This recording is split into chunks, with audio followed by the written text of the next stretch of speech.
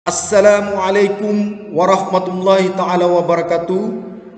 Selamat siang, salam sejahtera untuk kita semua.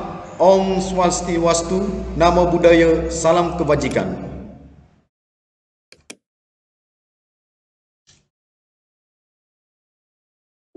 Teman-temanku sekalian, pada kesempatan siang hari ini saya akan memaparkan tugas PJJ Metodologi Angkatan 8, yaitu RPP.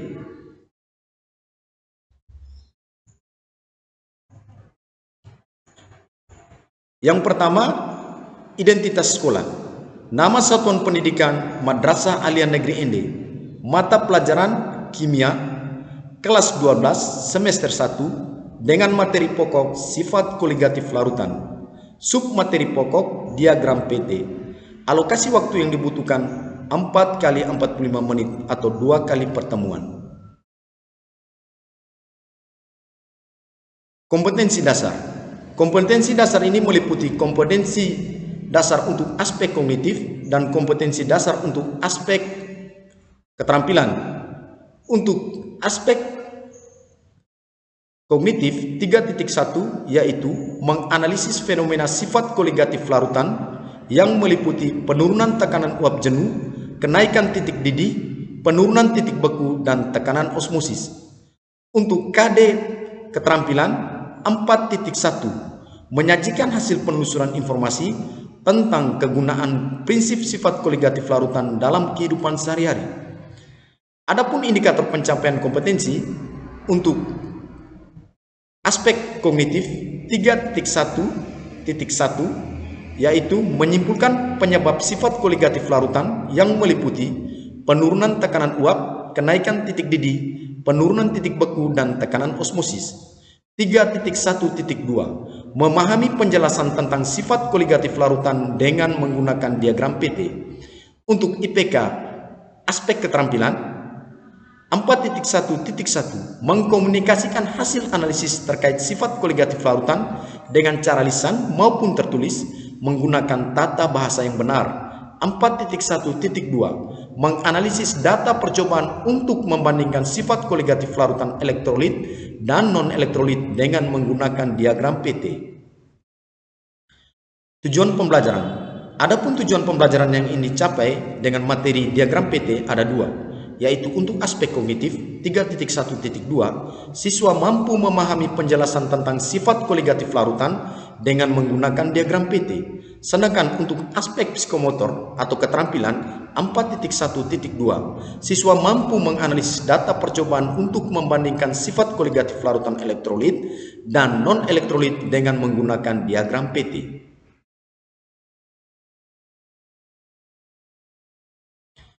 Kegiatan pembelajaran meliputi kegiatan pendahuluan. Guru membuka pelajaran dengan menyapa, mengucapkan salam kepada seluruh peserta didik. Kemudian, guru mengajak berdoa bersama sebelum pembelajaran dimulai dan melakukan absensi terhadap peserta didik. Guru juga memberikan motivasi kepada seluruh peserta didik agar semangat dan fokus dalam mengikuti pembelajaran. Adapun persyarat pengetahuan yang harus dimiliki oleh siswa, yaitu peserta didik telah memahami tentang pengertian sifat koligatif larutan. Yang berikutnya, kegiatan inti dengan durasi waktu selama 150 menit. Pendekatan yang ingin dicapai adalah pendekatan yang digunakan adalah pendekatan saintifik dengan model pembelajaran model project based learning atau PGBL. Alat bahan yang digunakan ataupun medianya meliputi alat bahan dan media yang digunakan meliputi slide PowerPoint, karton manila, pensil, spidol biasa, spidol warna, penggaris, dan isolasi bening serta LCD.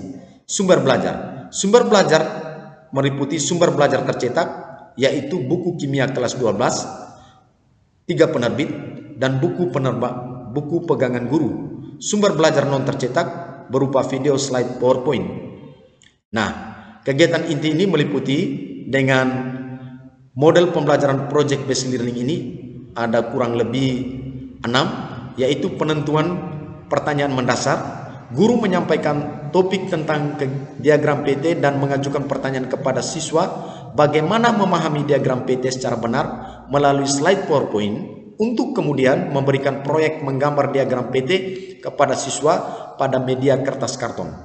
Yang kedua, mendesain perencanaan proyek. Guru memastikan bahwa setiap peserta didik dalam kelompok memilih dan mengetahui prosedur pembuatan proyek ataupun produk diagram PT yang akan dihasilkan. Kemudian, peserta didik berdiskusi menyusun rencana pembuatan proyek pemecahan masalah meliputi pembagian tugas, persiapan alat, bahan, media, sumber belajar yang dibutuhkan berupa karton manila, pensil, spidol biasa, spidol warna, penggaris, isolasi bening, dan LCD. Yang ketiga, menyusun jadwal. Guru dan peserta didik membuat kesepakatan tentang jadwal pembuatan proyek, meliputi tahapan-tahapan dan pengumpulan. Tentang memahami diagram PT, peserta didik menyusun jadwal penyelesaian proyek dengan memperhatikan batas waktu yang telah ditentukan secara bersama-sama. Yang keempat, memonitoring keaktifan dan perkembangan proyek. Guru memantau keaktifan peserta didik selama melaksanakan proyek pembuatan gambar diagram PT, memantau realisasi perkembangan dan membimbing jika siswa mengalami kesulitan. Peserta didik melakukan pembuatan proyek sesuai waktu yang diberikan, kemudian mencatat setiap tahapan dalam diagram PT, mendiskusikan masalah yang muncul selama penyelesaian proyek dengan guru. Yang kelima, menguji hasil. Guru berdiskusi tentang prototipe proyek memahami diagram PT, memantau keterlibatan peserta didik, mengukur ketercapaian standar kinerja siswa, kemudian membahas kelayakan proyek memahami gambar diagram PT yang telah dibuat dan membuat laporan ataupun produk untuk dipaparkan kepada kelompok lain. Yang terakhir atau yang keenam, evaluasi pengalaman belajar. Guru membimbing proses pemaparan proyek memahami gambar diagram PT. Kemudian, siswa-siswi dari kelompok lain menanggapi hasilnya. Selanjutnya, guru dan peserta didik membuat kesimpulan. Setiap peserta didik memaparkan laporan, sedangkan peserta didik yang lain memberikan tanggapan dan guru menyimpulkan hasil proyek. Kegiatan penutup. Guru dan peserta didik merefleksi pembelajaran yang telah dilakukan bersama siswa-siswi. Kemudian siswa mengumpulkan proyek berupa produk gambar diagram PT. Kemudian guru menginventaris produk yang telah dikumpulkan. Kira-kira semua kelompok sudah genap atau belum? Yang terakhir, meminta salah satu siswa untuk membaca doa. Penilaian pembelajaran. Penilaian pembelajaran ini meliputi 3 ranah atau 3 aspek. Yang pertama, ranah sikap. Teknik penilaiannya adalah observasi penilaian sikap, sedangkan bentuk instrumennya adalah lembar observasi penilaian sikap. Yang kedua, ranah pengetahuan. Teknik penilaiannya berupa tes, bentuk instrumennya adalah soal uraian. Yang ketiga, keterampilan. Teknik penilaian adalah penilaian proyek atau portofolio, dan bentuk instrumen adalah rubrik penilaian.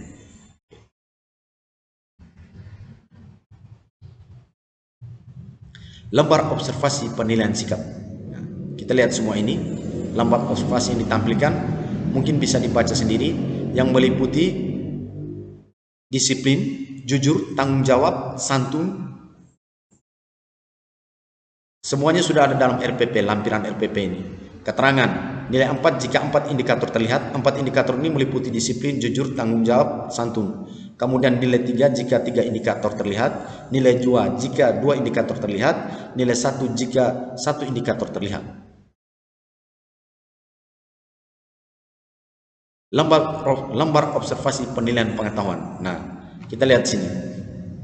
Sudah ada semua ini. Meliputi indikator, kompetensi dasar, indikator soal, jenis soal dan soal. Kunci jawabannya ada nanti, penskorannya dan pengolahan nilai. Jawaban yang benar diberikan skor berapa, dan jawaban yang salah diberikan skor berapa. Yang berikutnya, lembar observasi penilaian keterampilan. Semuanya sudah ada di sini. Sekian dari saya. Wassalamualaikum warahmatullahi taala wabarakatuh.